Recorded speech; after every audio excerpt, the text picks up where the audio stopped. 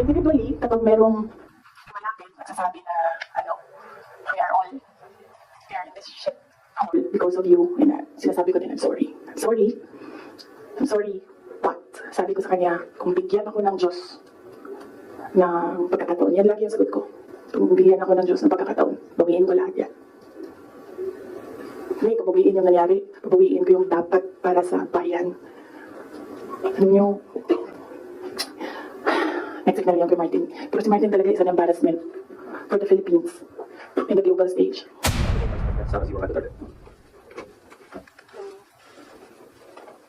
So, yes, good morning everyone. Thank you for your time.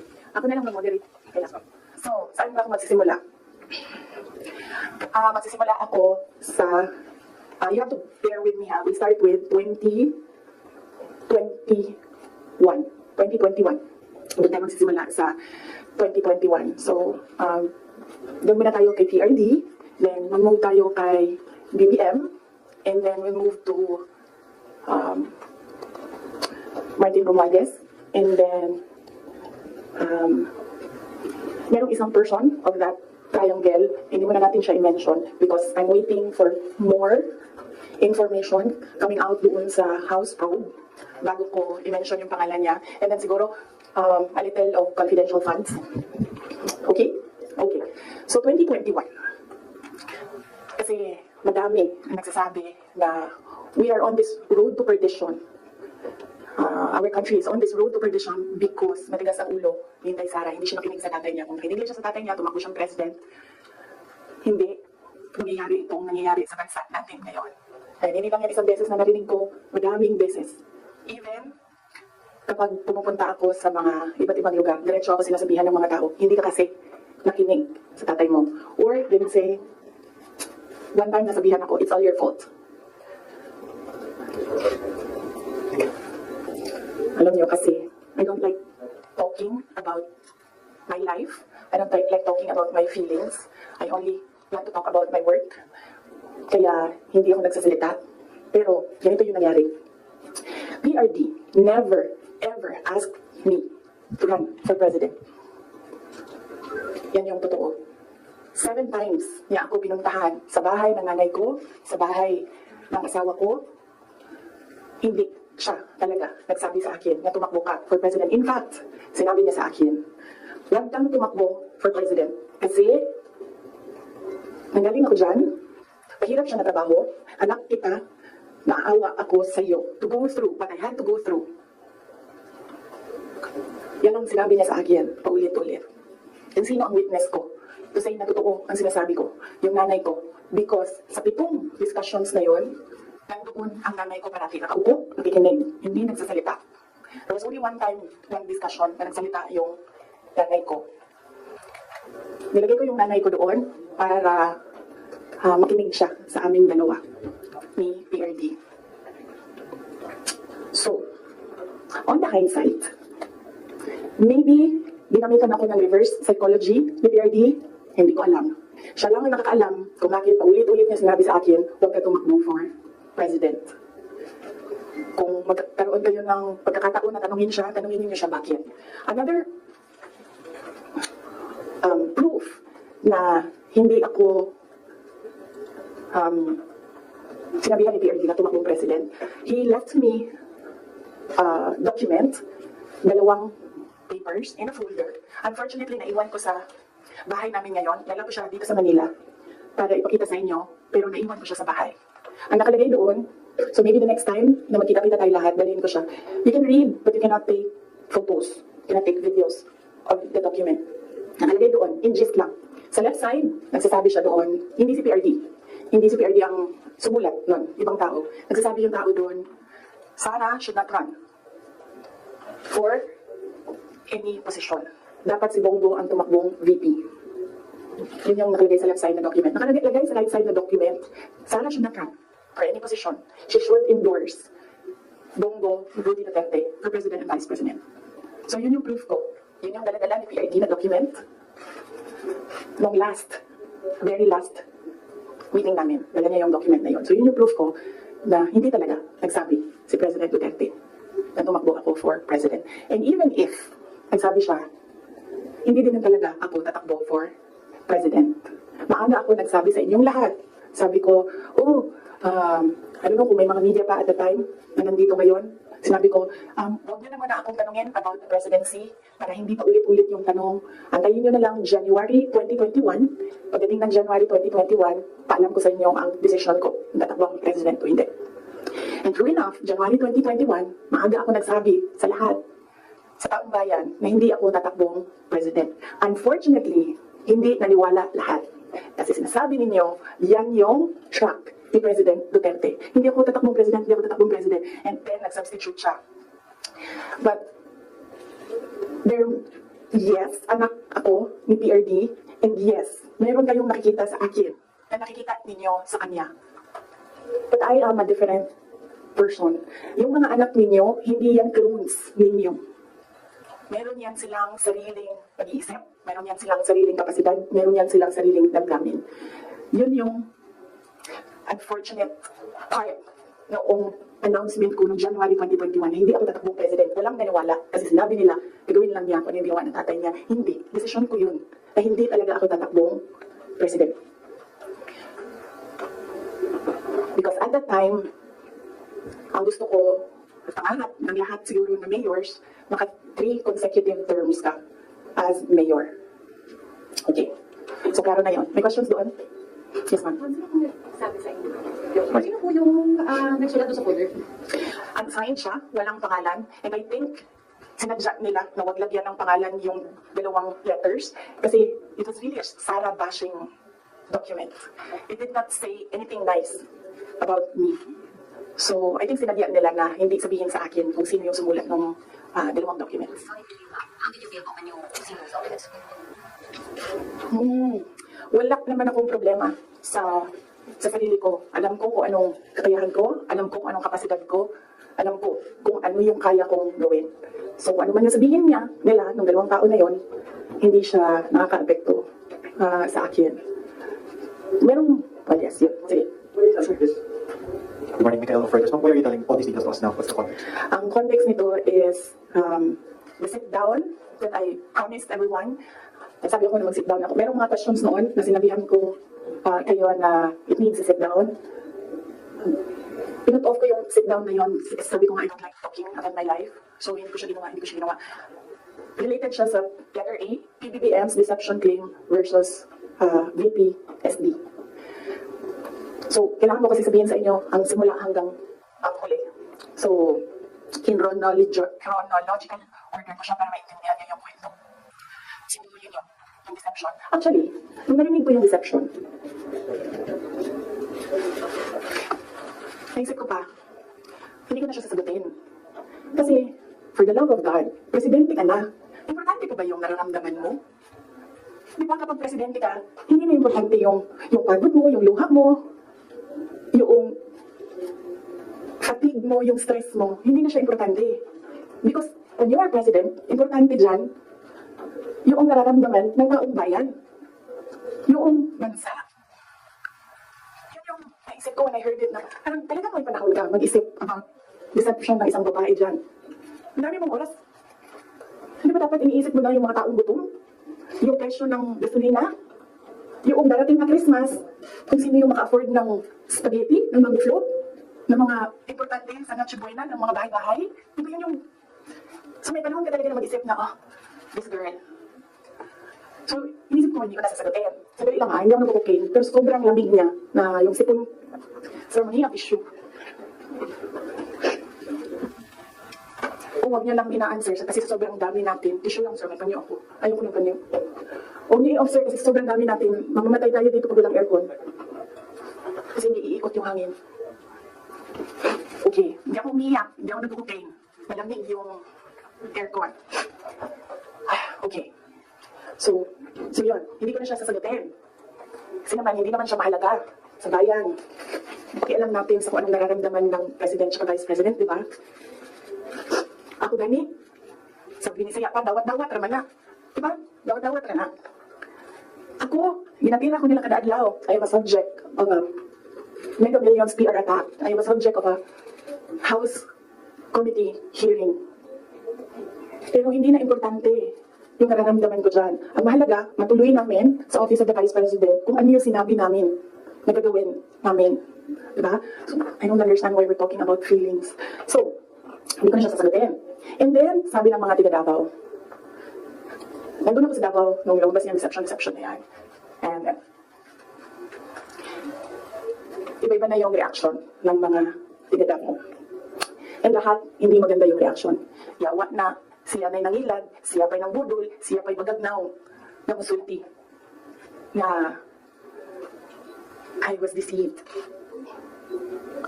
So I thought, well, I will not talk for myself, but I will talk for all the Filipinos na ang nararamdaman nila ay hindi nabalik ang justice ng boto nila. So yan yung context. Ang haba ng context. Okay? So nasaan ako? 2021, January. 2021, October, filing. Kita ninyo ako nag-file ng mayor.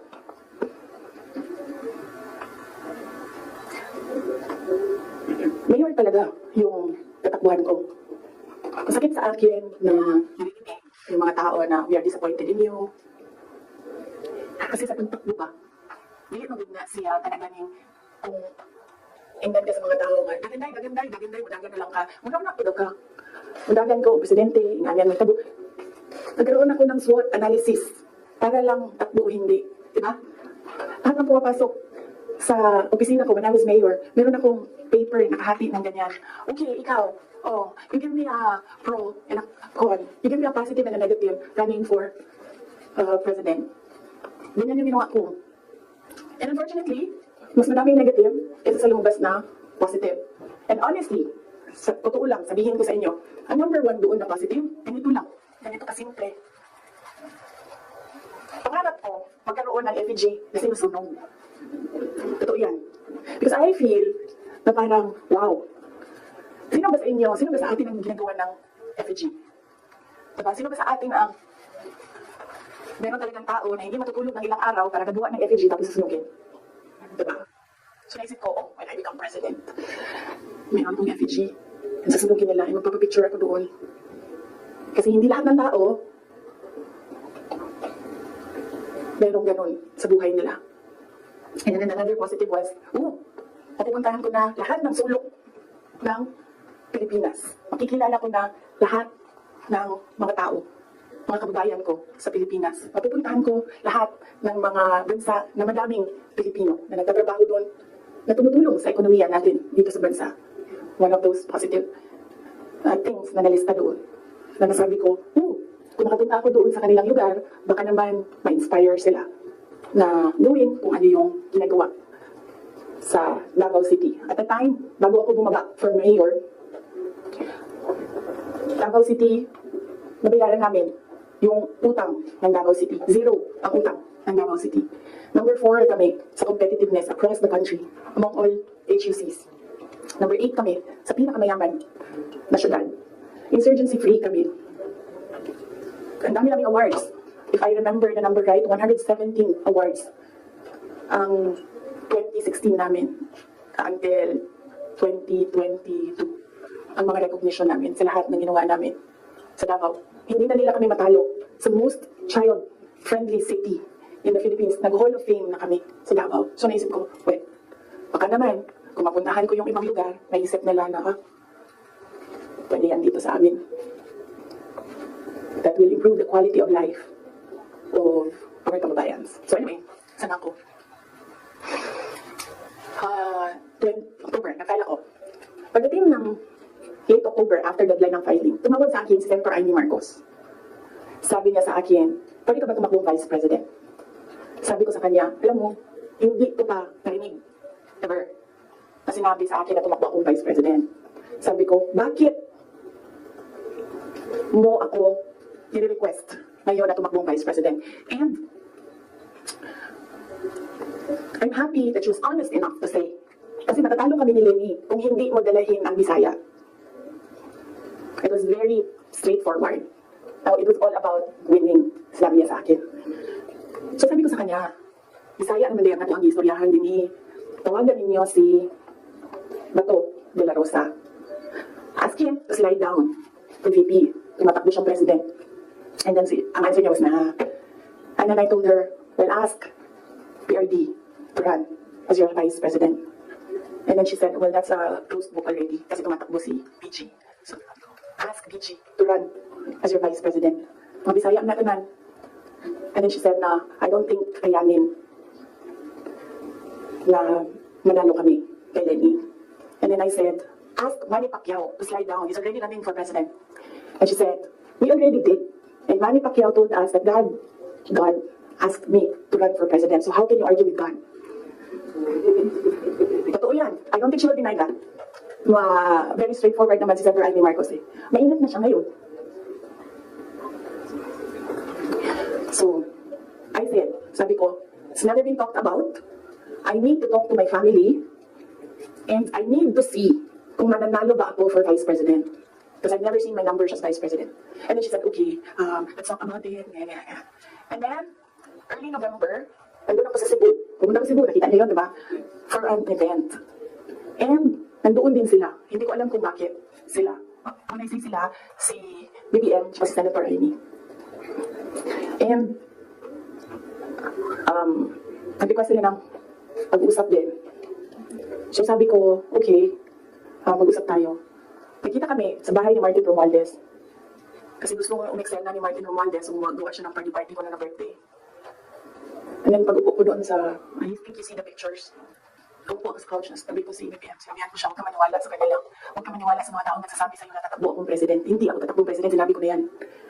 So niya, yes, I know. Sinabi mo na rin yan noong pumunta kami during birthday ko. May 29 natin sila pumunta sa Davao. So okay na yun. And then we had another meeting, wala na si Martin Romualdez. Hindi naman talaga siya kasali. Sinisiksik lang niya yung sarili niya. Ito yan. Papunta tayo kay Martin mamaya. Gusto niyo? Tawag sa kanya ng mga kasamahan niya doon sa house. Tambi! Anyway, nagkaroon kami ng ibang meeting sa Cebu pa rin. Face to face. Ako, si BBM, Senator Amy, and one other person. He's a private citizen. Hindi ako nagpaalam sa kanya na sabihin ko na nandoon siya. So may isang tao pa doon. Who can't say that this really happened? So sabi ko, again, I've not seen my numbers. Kung mananalo ako. Sabi ko, okay lang sa akin tumakbo ang vice president. Sabi ko, number one, siguro man, ma-reduce konti ang disappointment ng mga tao sa hindi ko pagtakbo ang president. I think maiintindihan na nila. And ito na lang yung i-offer ko sa kanila mag-vice president ako. Number two, madaming big-ticket projects sa PRD. Sa build. At that time, na gusto ko sana makita na magawa para sa bayan. Kasi hindi natapos. Kasi kulang nga talaga ang 6 years. So sa ngayon, mag-third year na tayo, wala pa tayo nakikita ng big-ticket projects, di ba? For 2028, huwag na kayong mag-expect na meron kayong makita. Kasi it takes more than 6 years to prepare for a big-ticket project. So sabi ko, and sinabi ko sa sarili ko, bata na naman ako, hindi naman ako nang mamadali, wala naman akong papupuntahan. And naisip ko, I cannot do anything more for Davao City. Number 4 na kami. And naisip ko, I don't think kaya ko siyang i-elevate to number 3, number 2, number 1. Hanggang dun lang yung kaya ko gawin. So ibibigay ko sa iba, maybe they have more ideas, more innovation para mapagawa nila number 3 ang Davao sa buong Pilipinas. So I said, okay, I need to see my numbers. Sabi nila, okay, we can do a quick and dirty survey. Sabi ko, sige. Sabi ko, gawin nyo. And then you come back to me kung ano ang nangyayari. So, natuwa sila. And then, tinawag nila ako.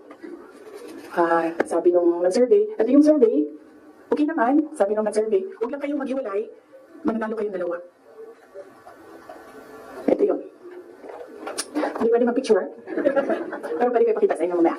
Kinoveran lang namin yung mga private citizens dito, sa photo na ito. Ito, pinresent yung survey.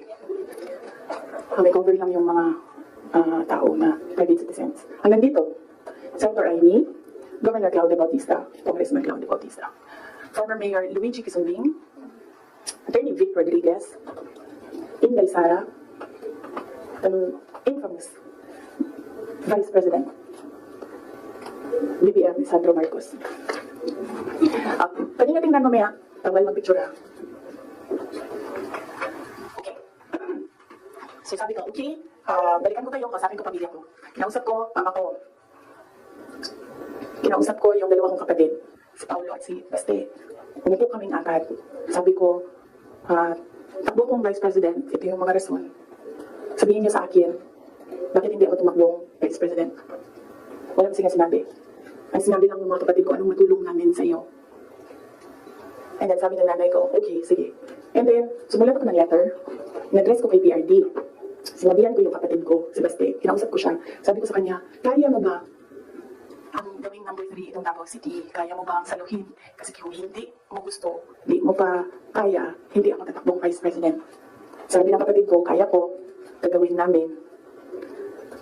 Okay, tumakbo kang Vice President. So sabi ko sa kanya, okay, we're okay with you. Pakidala nitong sulat kay PRD. Sabi ng Baste, ginanong ba ni PRD, and then ginanon niya. And then he said na, wala na akong masasabi. Diyan. So, okay lang, sir, kasi kung mabaan ninyo, masyado tayong madami dito, i-ibig siya. So, tuloy ko akong Vice President, alam na natin lahat yun. Ginawa ko yung kampanya, alam na natin lahat yun. Okay, so, no, hindi ko sinuway, hindi matigas ang ulo ko, hindi totoo, na tinatakbo akong President Duterte. In fact, every time makita niya ako ngayon, sinasabihan niya ako magkatumakbo President. Sabi niya, yung dinadaanan mo ngayon, wala yan. Kung ikaw ay President, mas mahirap ka. Sabi niya, bawa naman ko sa'yo. May heart pala siya. So, klaro na yan. Hindi ko kasalanan that we are on this road to hell. Hindi ko kasalanan kung hindi marunong. Kasi kung alam mo naman na may kakulangan ka, bibilisan mo yung gagawin mo para mag-catch up. Hindi ka naman uupo lang doon na parang, may kakulangan talaga ako, ganun talaga. Hindi ganyan. So that's that. And then, ito na kami ni Mr. Deception. Sabi ko sa kanya, dalawa lang. Para pantay. Dalawa lang. Sabi ko, dalawa lang. Ang request ko sa iyo. If you win, dalawa lang ang request ko sa iyo. And I think, I requested this na one-on-one kami online. Pero meron akong nabasa somewhere na merong nakikinig sa side niya. Kasi nag-post yung taong yon. Pero yun yung request ko at the time. Kami lang dalawa. Sabi ko sa kanya, pag nanalo ka, dalawa ang hingin ko sa iyo. Unang-una, yung trabaho ko. I want to work sa security sector. Kasi there will never be development kung hindi solid ang security backbone mo. Hindi ko sinabi sa kanya yan. Pero, tinanong niya ako, bakit Department of National Defense? Sabi ko sa kanya, kasi karamihan naman ng problema ng insurgency, ng terrorism, nandiyan yan sa Mindanao. Kinalakihan nyo yan, naiintindihan ko siya. In fact, nung lumaba ako, insurgency-free na ang Davao City. So, naiintindihan ko siya. Yan yung gusto ko na trabaho. He said, readily, he said yes. And then, ang isa, sinabi ko sa kanya, itong trabaho na ito, naiiwanan ko yung mga anak ko. Naiintindihan ko yan. Handa ako dyan. Pero humihingi lang ako ng tulong sa iyo na suportahan mo yung air travel ko. Kasi maiiwan yung mga anak ko and gusto ko lang na pag kailangan nila ako, makakauwi ako sa kanila. Kasi itong mga bata na ito, lumaki sila sa akin. Since birth hanggang nag-decide sila na hindi na sila tatabi sa akin sa tulog. Nasa akin sila gabi-gabi. Except pag wala ako sa bahay dahil sa trabaho. So, sa bata kasi, hindi naman niya maintindihan na, anak, I have to consecrate myself to the service of the nation. Hindi naman pwede sabihin sa bata, yun, maiintindihan yun. So, sinabi ko sa kanya, supportahan ko lang yung air travel ko because I need to go home to my children. Kasi kahit na Vice President ako, gusto ko pa rin na maalala nila na nandiyan yung nanay nila dahil sa loob ng bahay. Hindi naman Vice President tingin sa akin ng mga anak ko. Just plain, mama, may kailangan ako, mama, may problema ako. Sabi niya, yes. Dalawa lang yun. Sabi niya, yes. In fairness, hindi siya yung nag-commendate sa DND. Hindi totoo yan, na hindi binigay sa akin. Binigay yan. Nung nanalo na, sinabi ko na ito dati, ulitin ko lang. Nung nanalo na kami, nakita ko yung boto. And then I realized, sabi ko, gagawin talaga ng mga tao na ipaaway kami para masira yung partnership. Yun talaga ang gagawin. Lalong-lalo na ng mga yellow, ng mga liberal. Kasi yun yung gusto nila. So sabi ko, they will exploit this. And dahil nasa DND ako, araw-araw ako pagdurdahan. Anong ginagawa ng babaeng yan dyan? Saan na iyang ginabuhat? Asam na siya gaadto? Planning ako dita? Planning planning to overthrow the government kasi di India, hawak mo ang military. So sabi ko sa sarili ko, ayoko na magtrabaho ng ganun. Na araw-araw ka pinag-iisipan na meron kang gawin. Samok ka siya ba, magtrabaho ka, o nga na na intriga, madaot lang imuhang kamada. So yun ko, sabi ko sa kanya, pwede ba ako lumipat sa education? Kasi tatlo naman yung plataforma ko. Papayapang pamumuhay, trabaho, edukasyon. So sabi ko, pwede ako lumipat ng DepEd. Sinabi ko din sa kanya kung bakit. Ayaw ko na intrigahin ako. And he said yes. So napunta ako sa DepEd. And then the other one, sabi ko supportan mo yung air travel ko. Sabi ko, hindi na nangyari yun. Pinilit namin, hindi na natupad yun. Isang beses sinabihan ko siya. Sabi ko, pwede ba sabihan mo yung 250? Kasi na ako ang priority. Hindi ikaw. Kasi yan yung usapan natin. Kasi naiintindihan mo, di ba? Na meron akong maliliit na anak. Kasi namin siya, do I have to tell them? That's very British accent. And I said, of course. Kasi presidente ka, ikaw magsabi. So, hindi na. Isang beses. And then one time, priority daw si Lisa. Hindi ko alam kung anong trabaho niya para sa bayan na ito. And then one time, priority daw si Ngayon. So, I said, okay. This is, some form of insincerity. Okay, wala naman problema yan. Maliit na bagay lang yan kasi akin. Problema ko lang naman yan. Di man yung problema ng bayan. Problema ba ng bayan? Paano ako babiyahe? Di naman. So, maliit na bagay. Ako na gagawa ng paraan para ako maging nanay. Hindi na ninyo problema yan. Maliit na bagay lang yan. Okay, so, that was that. That was personal sa aming dalawa. And then, dito na tayo sa DepEd. Alam niyo na yun. Diba? Sinabi ko na sa inyo ang budget ng DepEd. Question? Yes, ma'am. You said 4 of 11:14 a.m. Hindi ko kasalanan na we're in this road to hell. Hindi ko kasalanan na hindi marunong. You did not finish your sentence, sir. Ma'am, can you elaborate po? Hindi marunong maging presidente. Ang nakaupo. Kasalanan ko ba yun? Hindi. Diba sinasabi ng mga tao, kasalanan mo kasi hindi ka tumakbo, ikaw sana yung presidente, hindi siya. So then I said, maaga ako nagsabi na hindi ako tatakbo for president. May madaming mga negative tungkol sa listahan. Okay, so. Yes, sir. Yes. Sir, tapos ka na. Balikan kita. Ikaw muna, sir. Hanggang anong oras ito, JC? It's up to you, ma'am. To you? Okay. Madam VP, with all this revelation that ayun nga, meron kayong request kay President Bongbong Marcos in case he wins, which is he won. And of course, yung conversation nyo with Senator Amy Marcos. Ngayon ba, do you regret teaming up with President Ferdinand Marcos during the 2022 election? Alam mo, inisip ko yan. Naisip ko na yan. And then naisip ko kasi, ganito. Sila yung tumatakbo, di ba? Tumakbo si BBM, tumakbo si Lenny. So, idol lang naman sa kanila yung mananalo noon. Tapos mayor ako ngayon. Imagine natin, parallel world na either sa kanila ang president and then ako ang mayor. So I'm sure, lahat ng mga nakapalibot sa kanila, pagtitingin pa rin sila sa akin doon sa Davao City. Hahabulin pa rin nila ako doon sa Davao City because tinitingnan nila. Yung mga nakapalibot sa kanila, wala na yan silang pakialam kasi president na sila, di ba? Pero yung mga nakapalibot sa kanila, may pakialam. Kasi sila yung tumitingin ng future. Sila yung tumitingin ng 2028. And then, meron akong realization yan because ang nagsabi sa akin yan, si former Senate President Manny Villar, sabi niya, wala kang kawala dyan. Saan ka man magtago, saan ka man pumunta, hahabulin ka nila kasi tinitingnan nila ang 2028. So, I don't regret running for Vice President. Kasi imagine nyo, kung mayor ako, tapos hinahabol nila ako ngayon. Diba? Napakadali nila ako i-suspend. Napakadali nila ako kasuhan. Napakadali nila ako tanggalin sa pwesto as mayor. Ngayon, hindi nila ako matanggal. They can drag me to hell. Pagdating nila dun, ako pa rin yung presidente ng impyerno. Yes. Yes. Pero ako na ballpen, lagyan ko lang ng note kung saan ako nag-stop kasi para alam natin saan tayo mag-start. Amen. Kung sinabi niyo po na hindi kayo nagsisi na tumakbo kayo for Vice President, pero nagsisi mo ba kayo na nakipag-tandem kayo kay President Bongbong Marcos? Hindi man ako na-request ni VP Lenny ako pong Vice President niya. Hindi ko pinagsisihan yung pagtakbo ko as Vice President. And hindi ko din pinagsisihan na nakipag-tandem ako sa kanya. I'm sure mayroong rason ng Diyos kung bakit ako nilagay dito sa upuan na ito, sa ilalim ng seal na yun.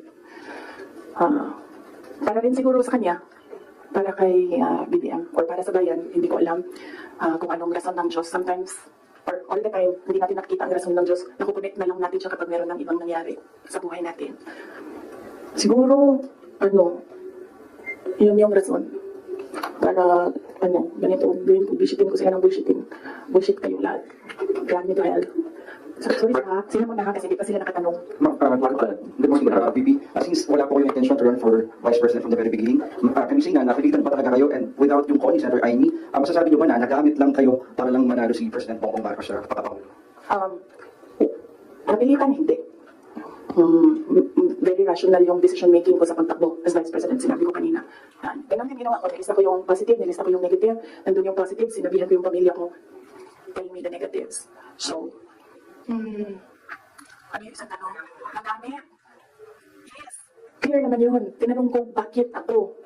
And then she said, matatalo kami ni Lenny kung hindi mo dalhin ang mga Bisaya. Kaya nabigay ako ng options. Bisaya naman. Dalawa Rosa, Bongo, Manny Pacquiao. And then she said na hindi kakayanin. Except for Manny Pacquiao, hindi naman siya nagsabi na hindi kakayanin. Ang sinabi lang niya, nag-refuse si Senator Manny Pacquiao. So, of course, ginamit nila ako para manalo sila. Obvious naman yun. Gusto niyo makita yung survey? Hindi ko siya dala. Pero next time dalhin ko and then, pwede kayo tumingin para hindi kayo pwede mag-picture. Yes, ma'am. Sorry. Yes.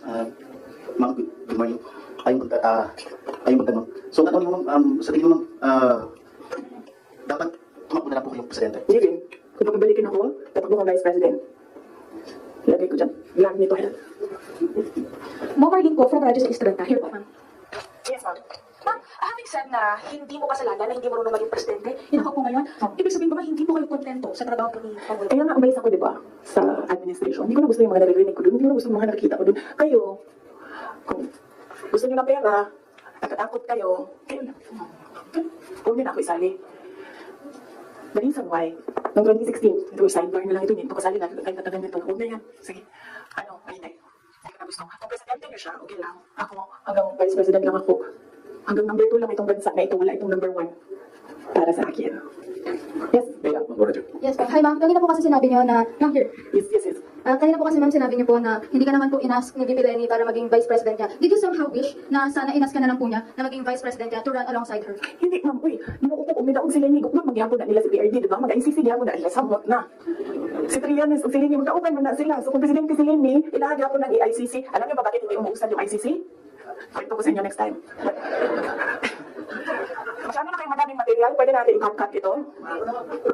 Correct, Mendoza. Ma'am, sorry po, ma'am. Ma'am, may hanging question ako sa inyo the last time kasi ito yung tungkol doon. Yun na, you're referring nga yung tungkol doon sa tandem ninyo with President BBM. And do you feel po ba, may regret po ba din kayo? Kasi yung mga supporters ninyo were forced to vote for the President as tandem. Yun yung sinasabi ko before na, kasi may mga supporters si President Marcos sinasabi na budol din sila. Yun o. Budol ako. O, nabudol din daw kayo nabudol din sila sa inyo. Tapos parang ganun sinasabi ng mga loyalista ni BBM na bumoto sa inyo as tandem. So, pwede na po ba masagot yun, ma'am, kung sa tingin niyo po ba bumaba yung pagbaba ng inyong suporta sa mga loyalista ni BBM ay enough po ba sa inyo na kasi paano po ba na bumaba yung suporta ng mga loyalista ni BBM sa inyo? Hindi ko alam kung ano yung nire-refer nila na nabudol ko sila. Hinihingi nila sa akin yung kampanya ko, binigay ko sa kanila, kailangan sila. So, saan na nabudol? Nung tumulong ako sa administration, ang DepEd was, top 3? The morale of the teachers were so high na they were happy maghirap na magturo. Rain or shine doon sa mga classrooms. So, saan na nabudol? Sa akin ba yun, kung number 3 ang DepEd? Ako ba ang presidente? Hindi. Sa kanya yun. Cabinet member lang ako. Diba? Accomplishments ng DepEd. Sa akin ba yun? Hindi. Sa bayan yun. Accomplishment yun ng president. So, budol. Hi, can I ask this? During the time of your dad as president, he was not also having good terms with the Vice President Lenny, and now apparently parang naging naging president yun on this administration as well. How do you feel about that? And my follow-up question would be: are you looking into running on 2028 as president? Okay. So, si PRD, in all fairness to the person, hindi yung nanggigipit ng tao. Hindi niya ginipit si Lenny. Tinanong ko, bakit 700 lang yung budget ninyo at the time? Kasi 700 lang talaga ang pinropose. Hindi natin alam anong rason. Yan yung sinabi ko doon sa budget hearing. Hindi siya nagigipit. Sinuspend ba ni PRD o tinanggal sa pwesto ang mga politiko na kaibigan ni Lenny? Lahat ng mga tumatanggap sa kanya doon sa iba't ibang lugar, na-suspend ba yun? Nawalan ba ng budget? Wala naman. I don't remember anyone ever complaining na naalis sila sa pwesto kasi kaibigan nila sila ni Robredo. Wala. So, hindi yan siya mahilig manggipit ng kalaban. Kung maalala niyo, kalaban niya, kalaban niya sa politika, hindi sa personal na buhay. Sa politika, si Speaker Nograles, never yun nagipit sa Davao City. Si Trillanes, yan. Mortal enemy niya si PRD. Si PRD thinks nothing of him. Pero, ginipit ba yun? Wala. Diba? Kita nga natin siya kung saan-saan. Kita nga siya sa ano eh. Kasamang ano. Lance Mego. Diba? Please watch this. Good morning, ma'am. Good morning. Yes, yes, sir. Good morning po. So, since we're on the topic of the election, 2022 elections, recently po kasi nagkita si Pangulo Bongbong Marcos at si Vice President Robredo sa isang event sa Sorsogon. And may sinabi po si Pangulo Marcos na this will be a step for political reconciliation. How do you feel about this meeting? And that's it. Wait lang ha. And the 2028 question, ma'am. Oo. Sa sunod na lang yan, ma'am. Ano ba yung sinabi ko na date? Kailan nga ba yun? Fourth quarter of 2026. Fourth quarter of 2026. So, kung mag-advise ako kay Lenny,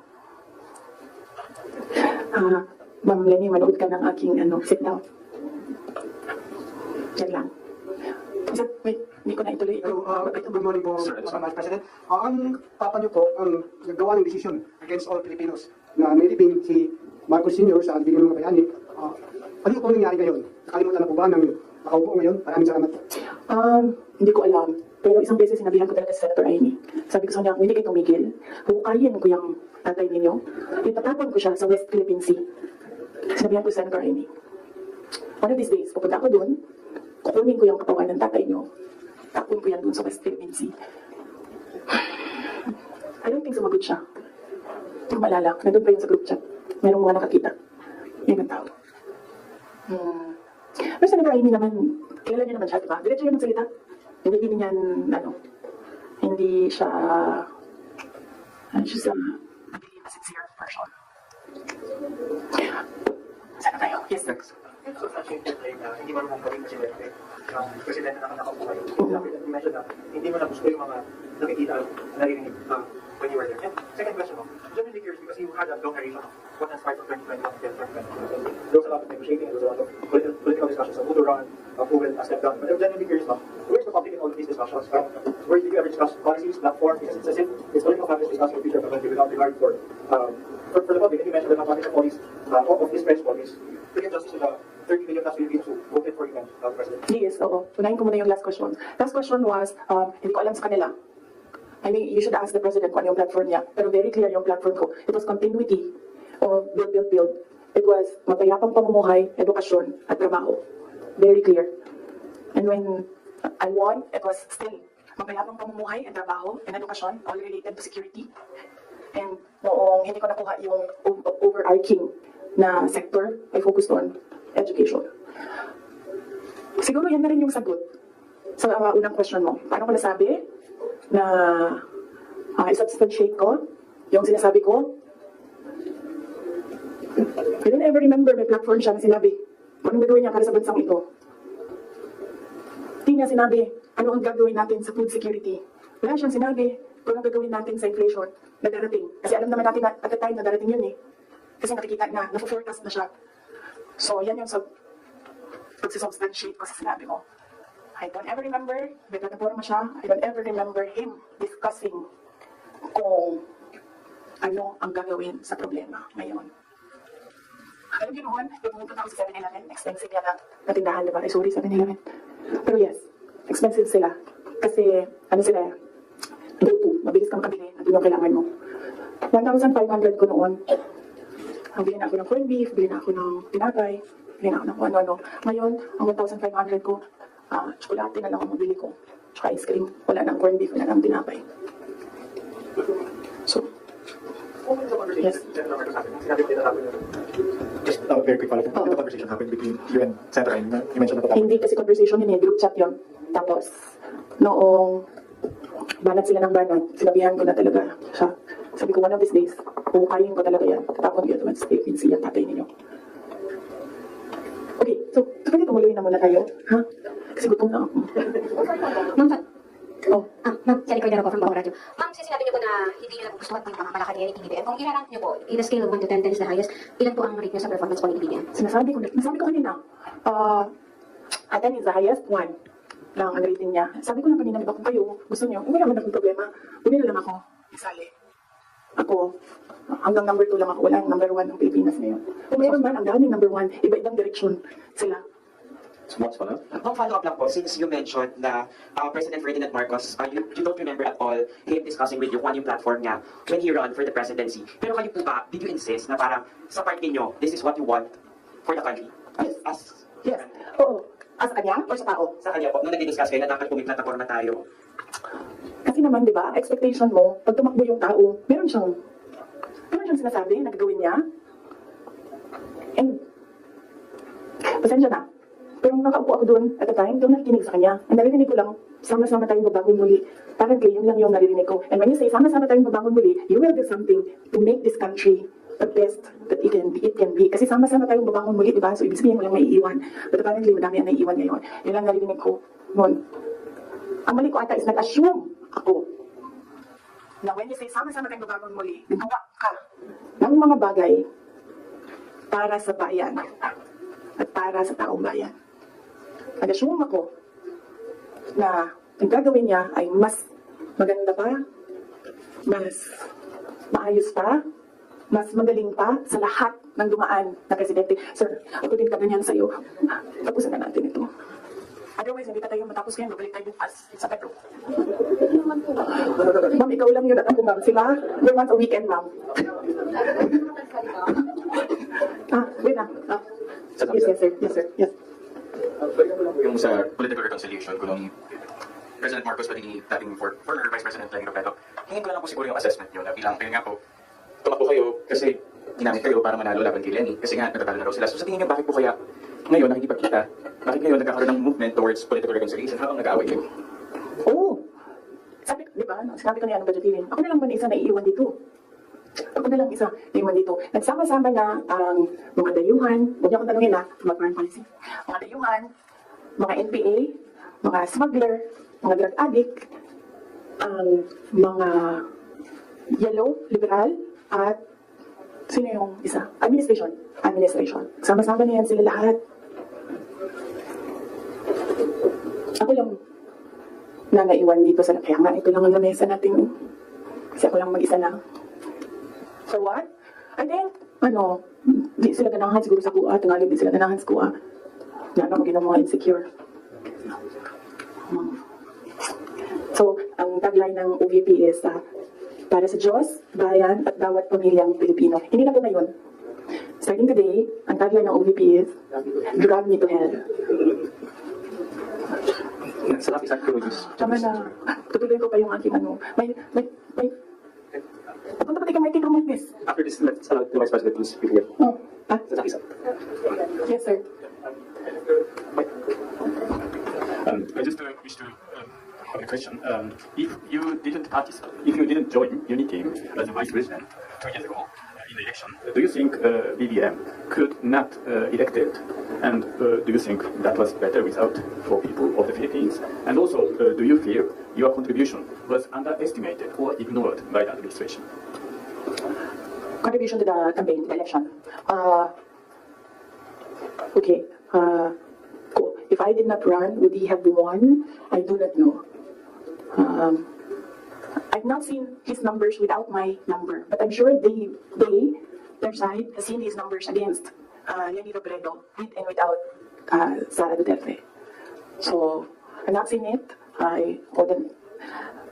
Maybe I think they know that they will not win, because that was what Senator Amy said.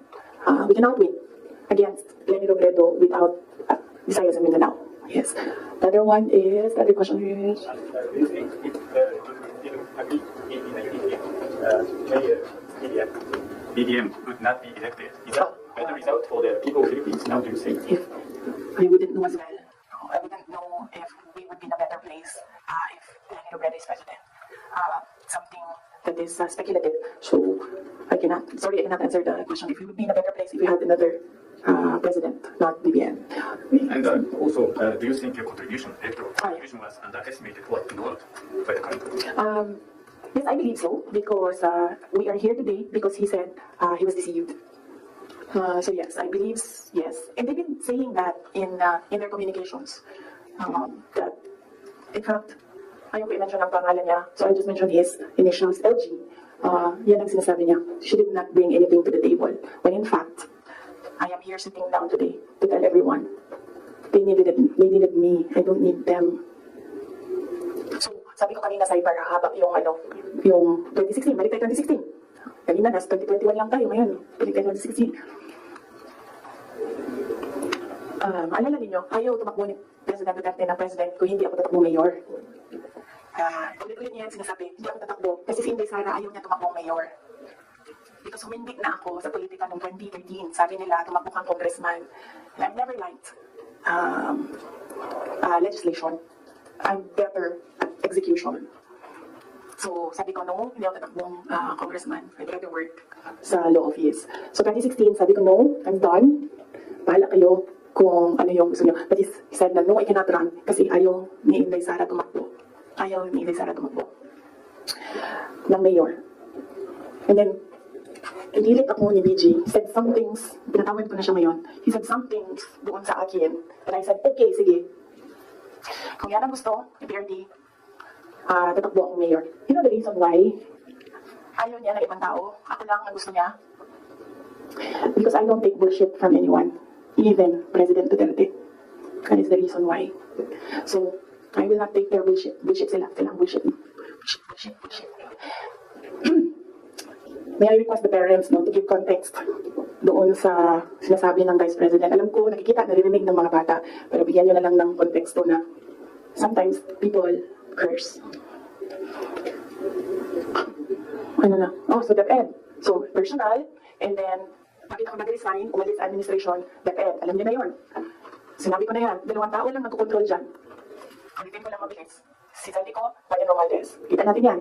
Tingnan nyo ang NEP, tingnan nyo ang DAA, tingnan nyo ang NEP, tingnan nyo ang GAB, General Appropriations Bill, tingnan nyo ang GAA. Makikita ninyo ang galawan dyan.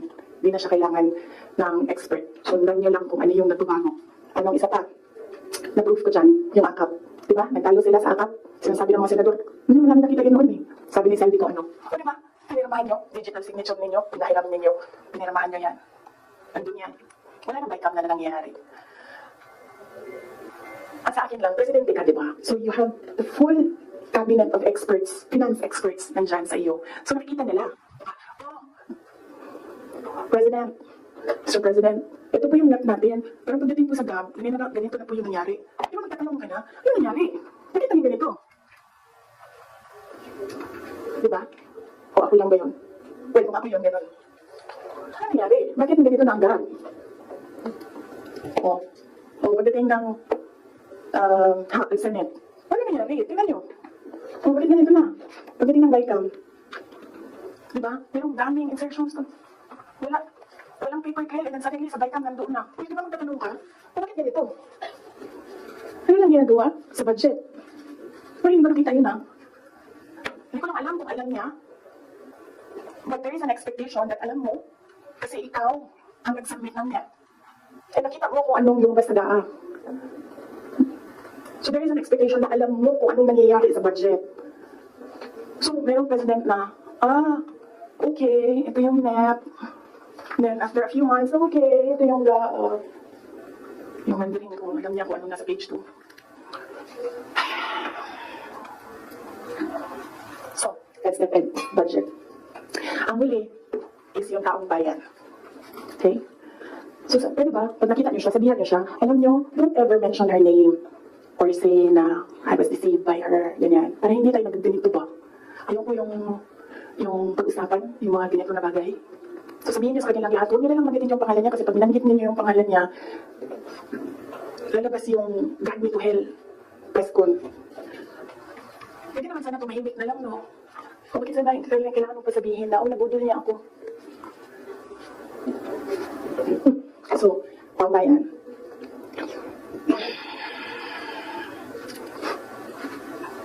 Magkasama kami nag-attend ng isang graduation. Truth Truthfully, I wasn't feeling well. Kasi kinukulam nila ako. Nandiyan na sila, umabot na sila sa kulam. Nagsama-sama na silang lahat. Kinukulam pa nila ako. So I wasn't feeling very well. Pero I had to go. Kailangan ko pumunta. Kasi para naman sa graduates yun. Hindi para sa akin yun. It's their happiest day. So nagsama kami. Nagsama kami. Katayo kami. Doon. And meron isang graduate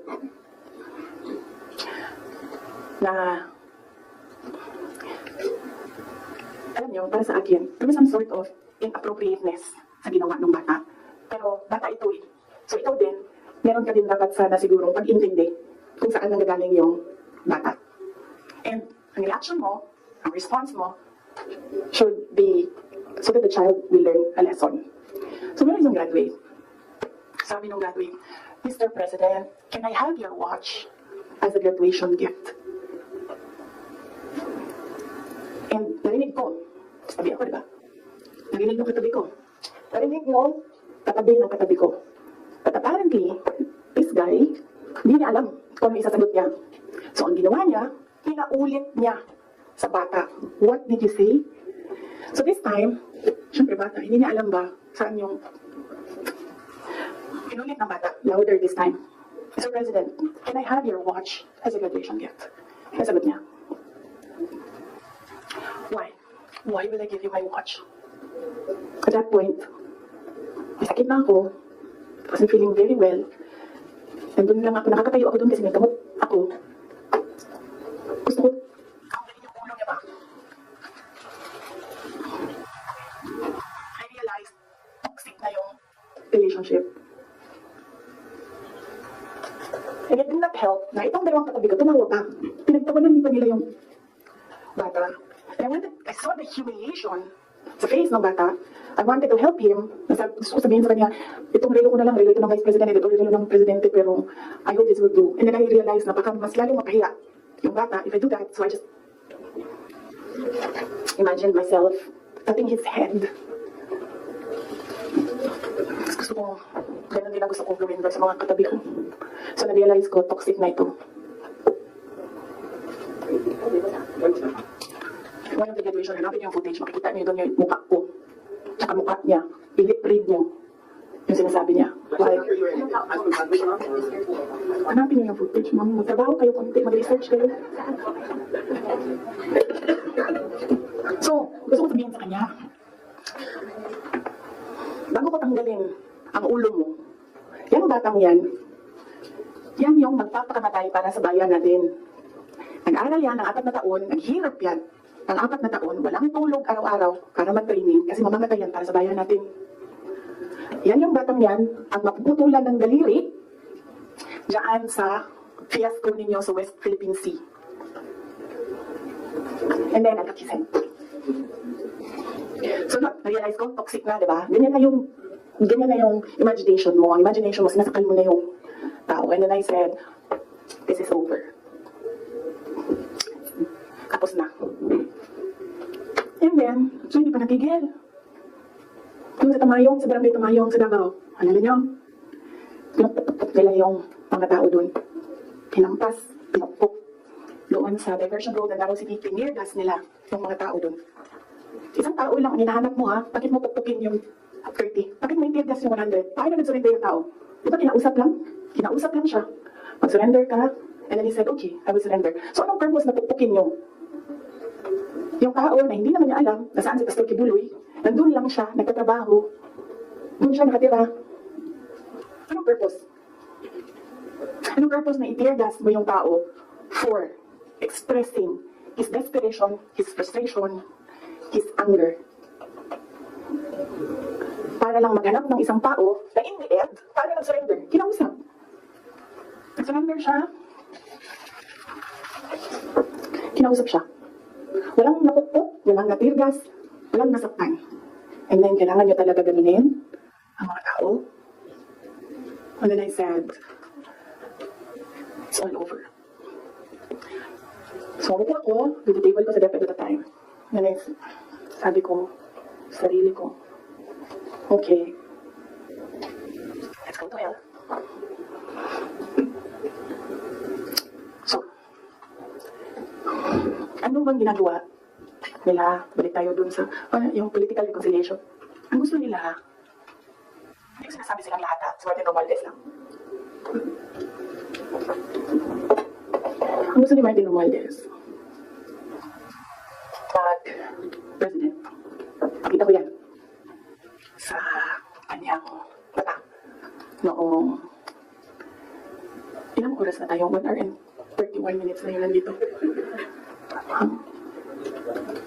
Ikat na lang natin, tapos next week yung Martin. Pwede, madami na kayong material, di ba? Okay na yan? Sige. Ang questions natin doon lang sa 1, 2, 3 ha. Sa personal, sa budget, sa DepEd, and kung the way he treats. Alam niyo, may red flag na yan noon eh. Ang kampanya, may red flag na yan. But unfortunately,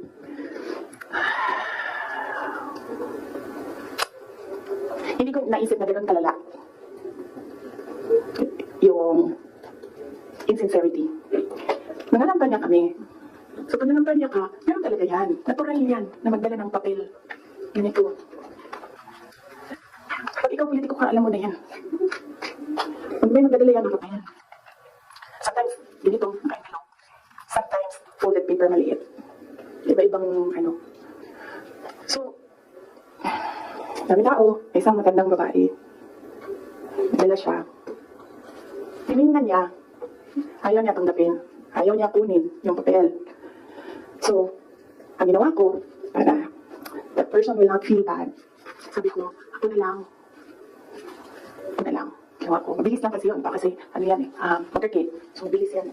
Pag ganon, kung ganon, ako na lang. Tapos, tinanong ko, may number siya. Meron. Pag pwede ko ka, alam mo na yan, dapat. So, doon sa shop, binasa ko. 1 page lang naman, binasa ko. Simple. Request of 5,000 pesos for livelihood. Tumingin siya sa akin.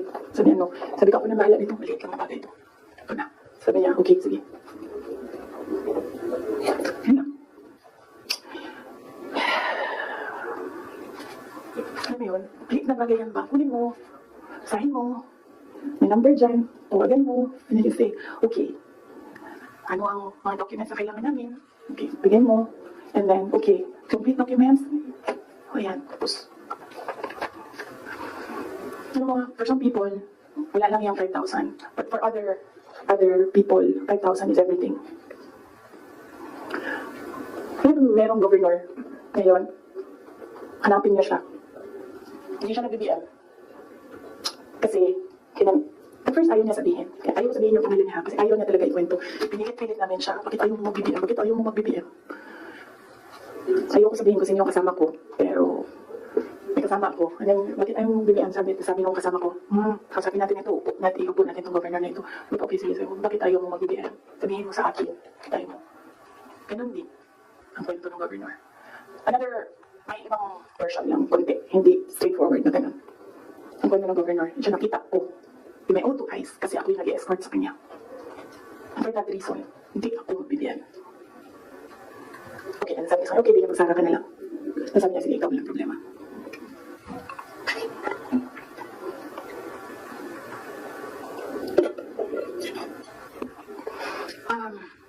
Sorry. Nag-sorry ako sa mga members ng Kingdom of Jesus Christ.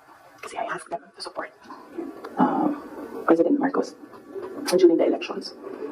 And individually, kapag merong malapit, nagsasabi na, we are all here in this shit hole because of you, and sinasabi ko din, I'm sorry, but sabi ko sa kanya, kung bigyan ako ng Diyos ng pagkakataon, yan lagi yung sagot ko. Kung bigyan ako ng Diyos ng pagkakataon, bawiin ko lahat yan. Hindi ko bawiin yung nangyari, bawiin ko yung dapat para sa bayan. Yung next week na lang yung kay Martin. Pero si Martin talaga is an embarrassment for the Philippines in the global stage. Nakahiya. Next week na lang, or next week after Undas. After this, mag-start ng house. No? Okay. Pagbalik ng house. Kasi I think nakabakasyon pa sila. Question lang. Bakit nag-campaign kayo ni PBBM together, ilang buwan din po yun, magkakasama kayo araw-araw, almost araw-araw, and then syempre naging member kayo ng cabinet. Bakit po hindi kayo naging magkaibigan despite yung matagal na rin na pagkakasama ko ninyo? Ni President Marcos, hindi kami magkaibigan. Nagkasama lang kami, unang-una dahil sa eleksyon, pangalawa dahil sa trabaho. Hindi kami magkaibigan yan. Isipin nyo ha, noon nung tumatakbo ka, meron kaming group chat. nandun siya. So yun lang yung some sort of communication namin dun sa loob ng group chat na yun. And hindi siya medyo nagsasalita doon, bira. After nun, wala na siya dun sa group chat. And then after that, wala ang number niya. I'm sure may number siya sa akin. Kasi syempre nandiyan yan sa mga staff mo sa aid mo, diba? Yung number ng Vice President. Pero wala kaming some sort of communication. Nothing at all. Exact nung magkasama kami para mga kampanya. Yan lang. Sa labas niyan, wala na. Nagkakausap lang kami dahil sa trabaho. And hindi naman lahat ng katrabaho natin, kaibigan natin, di ba? Nandun lang tayo kasi meron tayong kailangan gawin para sa kumpanya, para sa organisasyon. And in our case, nandun kami kasi may kailangan kaming gawin para gumanda, gumaling, maging sustainable yung Pilipinas. So, bigyan lang yun. Dati naiimbita ako sa kanilang bahay dyan sa Malacanang, bahay Pangulo. Dati naiimbita ako sa bahay Pangulo. Pero, I was just tolerated. Kasi, may gamit naman ako. Alam mo yun, I'm useful to them. So, I was just tolerated. And alam ko naman yun. At wala namang problema sa akin yun. So, as long as I can do my job sa DepEd, tsaka sa Office of the Vice President, mabigay ko lang yung promise ko, tutulong ako, promise ko sa bayan. Magawa ko lang yung kailangan gawin para sa education sector. Walang problema, you can tolerate me all you want. You can guide me sa mga gatherings nyo. Pero I knew I was tolerated. Because Lisa Marcos is another story. Unahin muna natin si Martin Romualdez. Kaya nga sabi ko, sabihan niyo sila, huwag nila bunggitin yung pangalan ko. Yes. Isa for the sport of yung sinasabi niyo tayo. Yes. Oo. So, anong purpose ni Inday Sara? Ang magagawa ko sa bayan, I will call bullshit as it comes. Yan ang magagawa ko para sa inyo. Kung bullshit siya, sabihin ko sa inyo bullshit din yan. And, yes, as I said, huwag kayo mag-alala sa akin. Hindi ko kailangan ng pera. Kaya hindi ako madadala sa pera. Kasi, ang pinakagusto ko sa buhay ko, hindi siya nabibili ng pera. So kahit man meron akong 500 billion sa likod ko, hindi pa rin mabibili yung gusto ko. So hindi ko siya kailangan. And hindi ako takot. That's why I said, you can drag me to hell all you want. Wala akong problema sa akin yan. Si Martin ba?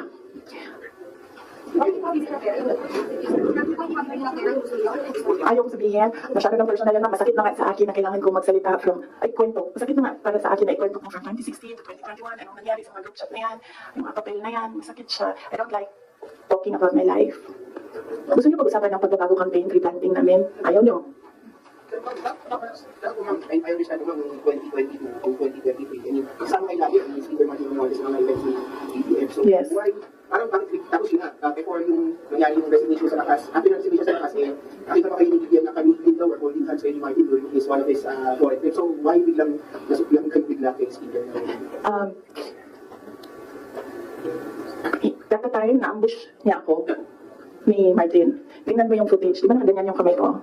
Kasi hinihila ko yung kamay ko. Hindi pa naman siya mahila pag ganyan, diba? Nilalagyan ko ng force kasi hinihila ko. Hinihila din niya. So, naisip ko, okay, fine. Huwag na natin bigyan ng sakit ng ulo ang presidente kasi ang dami niyang kailangan gawin para sa bayan. Apparently, wala. Pero, at the time, huwag na natin, as a respect for me, sabi ko, okay, sige. Ayoko maging headache sa ibang tao. Ayoko maging pabigat sa ibang tao. Ayoko na maabala ang ibang tao dahil sa akin. So, at the time, ito, hinihila ko yung half-hearted din yun na ginaganon niya. So, okay, sige. May red flag din yan si Martin yun. Katabi kami niyan sa airplane nung kampanya. May sinabi ako sa kanya, may sagot siya sa akin. Pero yes, imagine niyo, meron tayong speaker na on record, on paper, in another country, na tumanggap ng suhol. Kaya. Kailan ba yung speaker part? Kailan yung Martin Romualdez part? After November? After opening ng house, yes. Let's talk about the confidential culture. Regarding to sa and the police confidential. Yes, as I said, antayin natin yung next hearing ng House, good governance. Masyado pa kasing, masyado maaga sagutin sila. Walang lumalabas eh. Gusto ko lumabas. So, pwede ako magsalita. Wala. Kahapon wala naman. Yes. Ang position ko dyan, sa dapat hindi na ako nakikipag-usap sa kanila kasi sabi ko, okay, nang bahala ko na gusto niyong gawin dyan. Pero dito sa Office of the Vice President, sinasabihan ko yung mga tao na nakapangalan, kung ano yung gusto mong gawin, yun ang susuportahan ko. Kung ayaw mo umaten, susuportahan kita. Kung gusto mo umaten, susuportahan kita. Hindi ko pipilitin kung ano yung dapat mong gawin. Mag-decide ka, and then kung ano yung path, decide on the path that you will take, I will support you on that. So, hindi pa kami nagkausap nung merong mga subpoena, hindi pa kami nagkausap kung ano yung gusto nilang gagawin. Basta sinabihan ko sila, I will be with you every step of the way. Sinabihan ko din sila, kung ang decision mo ay magpa-detain, sinabihan ko din sila, sasamahan kita doon sa loob ng detention. Walang problema yan sa akin. Kasi hindi naman lahat ng mga tao kasi sanay sa pressure, sa stress. Hindi sila sanay sa mga ganyan na ilalagay ka sa national TV, papahiyain ka. Hindi lahat ng tao nakakapag-isip agad kung anong gagawin, kung anong sasabihin. So some of them really are saying na pwede na lang ako. And then sabi ko sa kanila na okay, walang problema yan. Samahan ko kayo sa detention. So, what about the issue of budget naman, since ang final ka sa House part kung 733 million, what would have been for the OPP satellite offices? Would have been like a total shutdown for the OPP satellite offices? Inaantay namin yung GAA. So, pag nandyan na yung General Appropriations Act, alam na namin kung ano, ilan. And then meron na kaming mga options ngayon. Unfortunately, hindi namin siya ma-finalize yung mga options namin kasi hindi namin talaga nakikita kung ano yung nasa batas. Hindi pa kasi batas yung GAB. So, andayin namin, pag nakita na namin kung ano yung numbers, then pipiliin na namin anong options para sa Office of the Vice President. But rest assured, patuloy yung trabaho ng Office of the Vice President para sa bayan. Kung ano man yung kaya namin base sa kung ano yung budget, ibigay namin yan sa taong bayan. Kung kayo explain namin, Last question, please. how government will meeting, no years for question ko, kapag sa 16 million pesos po naging sa UBP, pati kung confidential funds yung 2022 po, na nag-start 11 days para makusayan pa ng safe houses. One lawyer even asked po na yung 5 million naman po na nagagastos ng 2023 sa third quarter po ng UBP confidential funds. Nagastos na po sa loob lamang, ay sa loob lang ng 79 days. So parang nakapagtaka rin daw po sila na bakit 16 million pesos nagastos po sa loob lamang ng 11 days. So, what can you give us an explanation po kung paano po malakas na nga po itong mga particular confidential funds po? Okay, sige. Last question na yan ha. Last question. Okay. Una-una, nag-explain kami lagi sa Commission on Audit kung paano ginastos yan. Lahat ng hiningi ng Commission on Audit, binigay namin. Meron kaming mga hindi nabigay, sinabihan kami ng Commission on Audit, ang kailangan namin yan. So, we fully cooperated and participated and submitted to the Commission on Audit with regard to the confidential funds. Alam niyo, hindi nakakapagtataka sa gobyerno na gumastos ng millions araw-araw. Kami doon sa DepEd noon, pumipirma kami billions in one day para maglabas ng pera. So, hindi nakakapagtataka ang 5 million, 10 million in a day. Pirma lang yan. Tapos lalabas na yung pera. Ibabayad na yan kung saan yan ibabayad. And then, babalik na yung documents para sa ganyan. Ganun talaga ang gobyerno. Gumagastos siya everyday para sa mga projects niya. And sometimes, it's not millions, billions ang pinipirmahan ng mga opisina ng gobyerno para sa projects. Okay? Yes. Maraming salamat.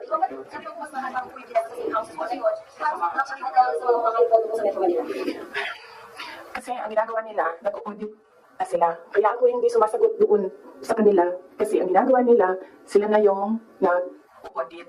Hindi naman yan tinanong ng Commission on Audit. Ang hinihingi lang ng Commission on Audit, ano yung documents para sa mga expenditures. So, sinadmit namin yon. And in fact, nakikita nila yun kasi sinubina nila lahat ng documents. The thing with the hearing is kung makikita mo, kahapon, hindi ko napanood, kaya hindi ako mag-comment, pero nakita ko sa transcript na kahit anong sabihin ng tao na nakaupo doon, na research person, kukontrahin siya noong nagtatanong. Walang tamang sagot sila tatanggapin. Kahit yung COA na mismo ang nagsabi kung ano yung trabaho niya, hindi nila tinatanggap na sagot. Kasi bakit ba? Kasi nga, sa simula, sinabi ko, gusto nila mag-impeachment. Hindi nila magawa kasi wala silang kaso for impeachment. So, ang ginagawa nila dyan, nag-fishing sila na nag-fishing, nahanap sila ng hanap.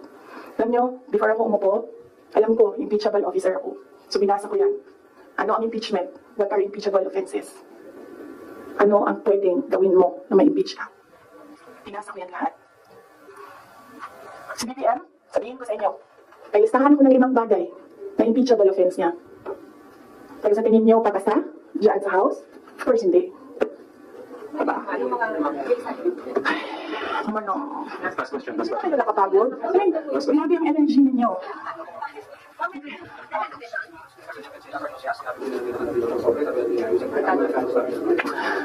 Yung envelope na yan, kaya ako sinasabi kanina, antayin natin yung next hearing. Kasi hindi pa siya enough eh. Ang gusto nila kasi palabasin sa mga tao, yung envelope na yan, galing sa, yung pera niyan, galing sa confidential funds. Yan yung gusto nilang i-portray sa public. Para yung perception ng tao, hindi talaga ginamit para sa ano. Pero kasi, para sa akin, kulang pa siya. So, inaantay ko yung next hearing. Bago ko pag-usapan yung envelope na yan kasi kasama yan dun sa triangle. Yes. No. Hindi yan sagot sa tanong mo. No, I will not answer questions anymore. Yes. Thank you. Thank you.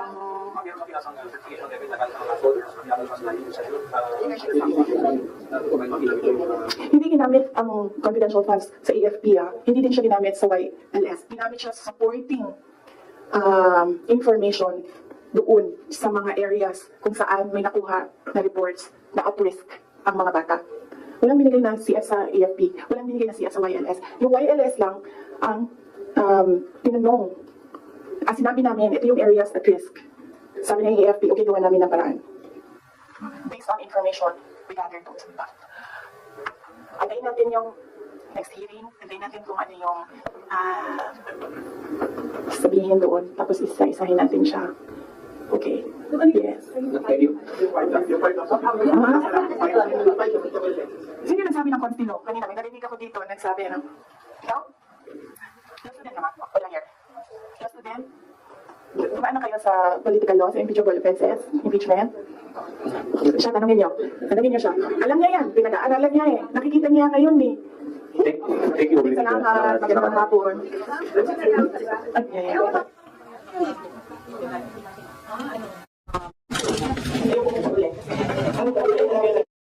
Diniconstruct ko yung tattoo. Diniconstruct ko yung tattoo. Ano ba yan? Yung nandito sa... Dati? Nakita niyo naman sa footage dati? O hindi to self-harming ha? Yung ano to? Diniconstruct ko yung tattoo. Signature niya daw yan, yung tattoo lines. Signature niya. Hindi na, dito sa leg. Thank you. Thank you.